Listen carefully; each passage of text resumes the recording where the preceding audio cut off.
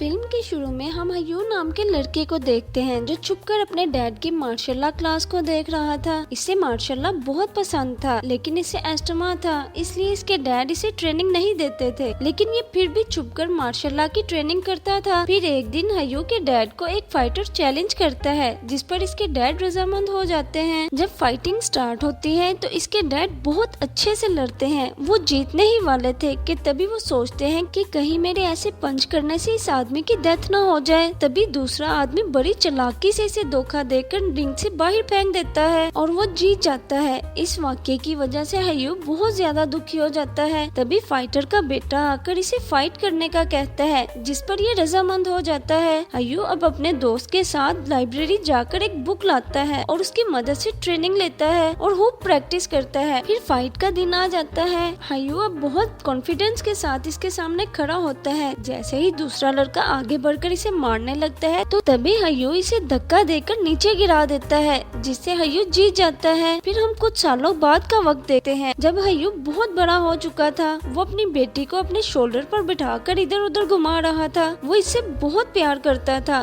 क्योंकि इसकी वाइफ और डैड की डेथ हो चुकी थी और अब हयू भी बहुत अच्छा फाइटर बन चुका था। वो अपने सामने किसी भी आदमी को टिकने नहीं देता था। इसी वजह से इसके अंदर गरूर और तकब्बुर आ जाता है, यहाँ तक कि वो अपने डैड के बताए हुए रूल्स भी तोड़ देता है। ये बहुत ज्यादा पार्टीज करता और साथ ही साथ ड्रिंक्स भी करता था। दूसरी तरफ घर में इसकी बेटी इसका इंतजार करती रहती थी, मगर ये जल्द घर नहीं जाता था। फिर एक दिन हयू अपने दोस्त के रेस्टोरेंट में पार्टी कर रहा होता है कि तभी इसके दोस्त का असिस्टेंट अपने बॉस से आकर कहता है कि इसके ऊपर बहुत ज्यादा कर्ज हो गया है। ये सुनकर इसका दोस्त अपने असिस्टेंट को जाने का कहता है। जब वो चला जाता है तो वो हयू का दोस्त इसे समझाता है कि तुम इस तरह पार्टीज करके खुद को कर्ज में डुबो रहे हो, इसलिए मेहरबानी करके अपनी ये आदतें खत्म करो। लेकिन इस पर किसी भी बात का असर नहीं होता। अब अगले दिन ये अपने किंग नाम के दुश्मन से मिलता है, जो कि बहुत अच्छा फाइटर होता है। अब ये दोनों बातें कर रहे होते हैं कि तभी हयू को गुस्सा आ जाता है। फिर रात के टाइम हयू अपने दोस्त को जख्मी हालत में देखता है। वो इसे बताता है कि मेरी ये हालत किंग के साथियों ने की है। हयू अब सोचे समझे बगैर इस जगह पर चला जाता है जहाँ किंग रह रहा था। जब हयू वहाँ पर आता है तो वो देखता है कि किंग अपनी फैमिली के साथ अपना बर्थडे सेलिब्रेट कर रहा है। वो अंदर आकर साइड पर पड़ी हुई टेबल पर बैठकर ड्रिंक करने लगता है। ये देखकर किंग इसके पास आता है और इसे कहता है कि मेरा लड़ाई करने का कोई मूड नहीं, इसलिए अभी तुम यहाँ से चले जाओ। तभी इसका दोस्त भी इसके पास आता है और इसे लड़ाई करने से मना करता है। वो इस कदर गुस्से में होता है कि वो अपने दोस्त को भी बुरा भला कह देता है और फिर भी लड़ाई करना चाहता है। ये देखकर सभी लोग अपनी जान बचाने के लिए रेस्टोरेंट से बाहर आ जाते हैं। फिर ये दोनों बहुत बुरे तरीके से लड़ते हैं। तभी लड़ाई के दौरान हयू किंग के चेस्ट पर मुक्का मारकर इसे मार देता है। अब हयू जब इसे मारकर घर आता है तो सामने अपनी मॉम की डेड बॉडी देखता है। उसे जल्दी से अपनी बेटी का ख्याल आता है। वो जब भागकर अपनी बेटी के कमरे में आता है तो वो खून में लत पड़ी होती है और साथ ही वो अपनी बेटी के हाथ में एक पाउच देखता है जो वो इसे देना चाहती थी। इनकी मौत को देखकर वो समझ जाता है कि इनको जरूर किंग के आदमियों ने मारा है। इसकी तो पूरी दुनिया ही लूट जाती है। तभी इसके साथी आकर हयू के बताते हैं कि किंग ने हमारी साथी को इसलिए मारा था क्योंकि इसने किंग की वाइफ के साथ बदतमीजी की थी। जब हयू को ये बात पता चलती है तो वो बहुत ज्यादा शर्मिंदा हो जाता है और सब कुछ छोड़कर एक बोट में बैठकर कहीं दूर चला जाता है और इसकी दिमागी हालत भी खराब हो जाती है। फिर एक दिन वो खुदकुशी करने की कोशिश करता है कि तभी गांव के कुछ लोग इसे देख लेते हैं और अपने साथ गांव में ले आते हैं। वो लोग इसकी बहुत ज्यादा देखभाल करते हैं। वहाँ पर मोन नाम की एक लड़की होती है जो इसकी बहुत ज्यादा केयर करती है। उसे यकीन था कि ये एक दिन जरूर ठीक हो जाएगा। फिर एक दिन मोन इसे दरिया के पास ले जाकर सर धुलाती है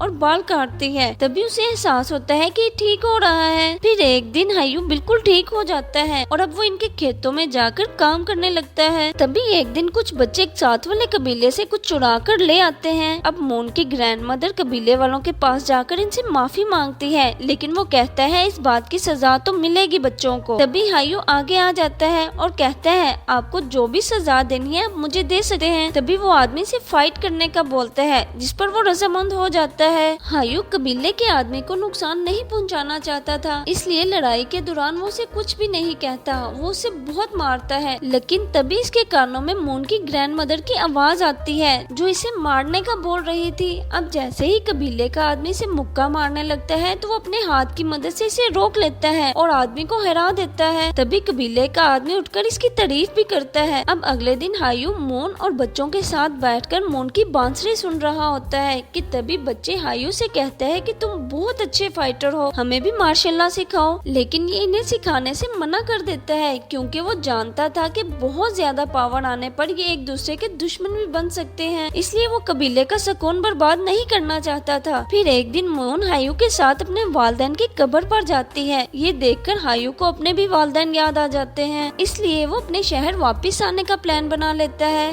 वो मोन को जब ये सब बताता है तो वो बहुत ज्यादा खुश होती है। अब हायू जब अपने शहर वापस आता है तो देखकर हैरान हो जाता है क्योंकि शहर का तो नक्शा ही बदल गया था और साथ ही बहुत बड़ी तादाद में गैर मुल्की लोग भी रहते थे। वो जब अपने घर में आता है तो इसका मुलाजिम इसे देखकर बहुत खुश होता है और अंदर ले जाता है। फिर वो अपने मुलाजिम से बातें करता और माफी मांगता है। इसके बाद वो अपने दोस्त के पास आकर इससे माफी मांगता है। फिर आखिर में किंग की फैमिली के पास जाकर इनसे अपनी की गई हरकतों पर माफी मांगता है। हायू अब अपने दोस्त के पास आता है। वहाँ इसका दोस्त इसे पैसे देकर फाइट करने का बोलता है। अब हायू जब फाइट करने रिंग में आता है तो इसके सामने बहुत ही ताकतवर आदमी खड़ा होता है। अब इन दोनों के दरमियान लड़ाई शुरू हो जाती है। हायू बहुत बहादुरी के साथ इससे लड़ता है। अब हायू जैसे ही आदमी को धक्का देता है तो वो जाकर नीचे लगे किलों पर लगने वाला होता है, लेकिन तभी हायू अपने पाँव आगे करके इसका सर लगने से बचा लेता है। ये देखकर सामने वाला आदमी हार को एक्सेप्ट करता है और हायू को जिता देता है। अब हायू फिर से बहुत ज्यादा फेमस हो जाता है। फिर एक दिन हम गैर मुल्की लोगों का ग्रुप देखते हैं जो हायू की कामयाबी से नाखुश थे।